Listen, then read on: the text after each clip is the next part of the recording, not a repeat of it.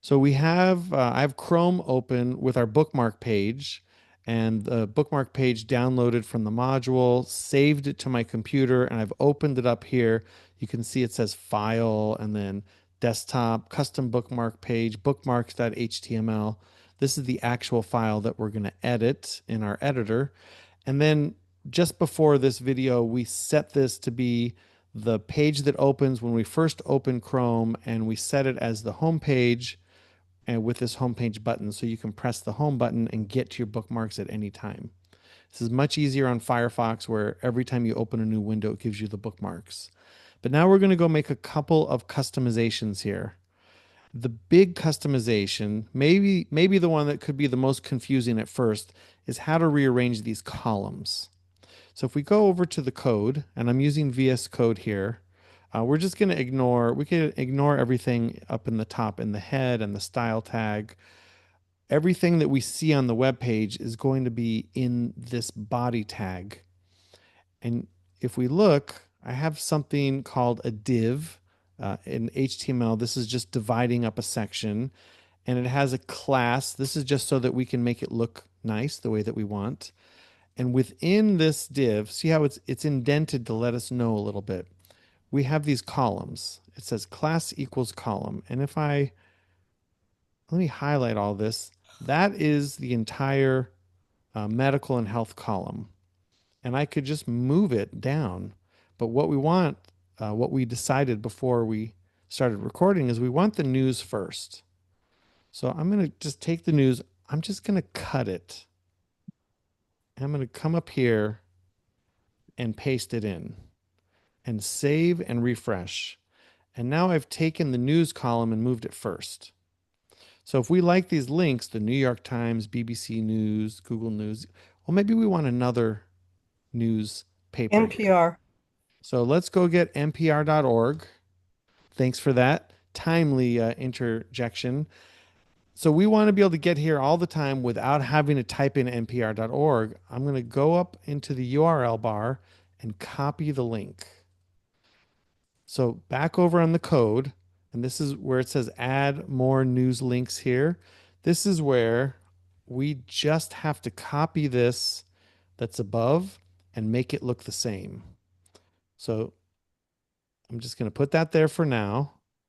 I'm going to copy this whole line, the Associated Press line, paste it down here, and then instead of it going to AP News, I'm going to have it go to npr.org, just with a simple cut and paste. Now, the trick is you have to remember to come change the name. Otherwise, you're going to have multiple Associated Press links, and they're going to go to different places. So once I press save, I can come back over here, refresh, and there's my NPR link. Now, you probably just figured out how to order these the way that you want without me even having to mention it. Let me Mhm. make it just one. It's a little small, I know. Let's say I want NPR at the top. I can just move NPR up to the top by cutting it and pasting it just below the column that says news. And when I save and refresh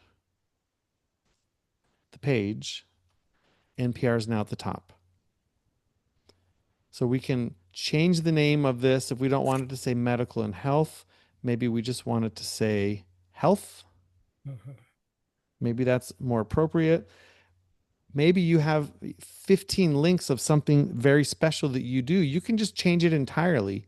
These categories are not fixed. You don't need to use them. We just tried to get something that might have been meaningful for you. I don't know that any of you need any of this information. Jem and I thought senior citizens might want some of these. So thanks, Google. Although Google's usually right about that kind of thing. So that's why I left them in. So let's go take a look again. So we want to add, in a prior example, we added our email. So maybe we want to add that under emeritus resources. Maybe we'll want to add it under health, maybe under news. I'm not sure. I'm going to put it under emeritus today. And that means my email link is going to be right over here. And I'll put it above the Emeritus Institute. So the first thing I'm going to do is go to mail.google.com in the browser. That way I can get the whole link. Uh-oh, that's not the link I want. So I'll have to grab that link from somewhere that I'm signed in. So let's see.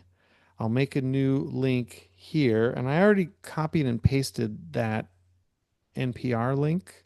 So I'm just going to paste the NPR link in, but what I don't need it to say NPR. And notice that we have this extra thing that says class bookmark link. That's because in the CSS for this page, I customized the links to have this nice little background and hover effect.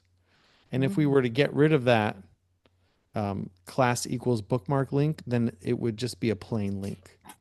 So in this case, I'm going to call this check Gmail, however you want to say it. You can make it all lowercase, uppercase. It's up to you.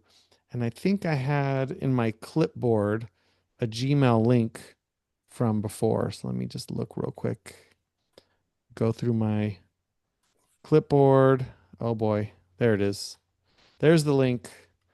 Normally I would just open that in my browser, but I'm not logged in on this one. So now I have a check Gmail link. When I click on that, it takes me back to that other page because I'm not signed in. We just customize now, move things in the order that we want, and our bookmark page will be perfect just for us.